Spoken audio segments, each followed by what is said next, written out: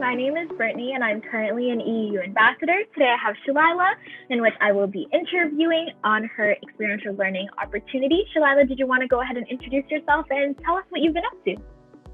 Hi, my name is Shalaila B. I'm a final year Geology Specialist student at UTM, and my EL experience has been through the CPS 400 course, which is the Chemical and Physical Sciences internship course. And through this, I've been doing a remote internship at Orix Geoscience, which is a geological consultancy.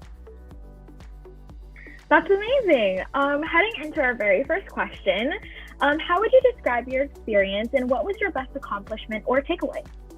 My experience has been amazing, right from the application process to my time at the internship placement. It's all been super great, and my biggest takeaway is learning to deal with ambiguity as a STEM major. There's a lot of ambiguity when it comes to dealing with data and coming up with the final results, and having this first-hand experience with that, I think has prepped me for my future endeavors. That's amazing to hear. I can definitely see how that skill can be transferred into a variety of different learning environments. So great for you.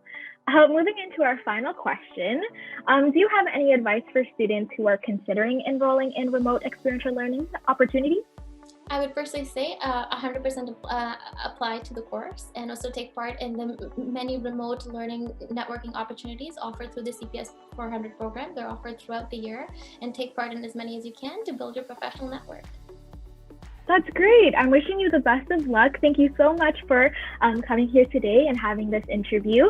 For those that are looking for more information about experiential learning, head over to the EEU website. Thank you.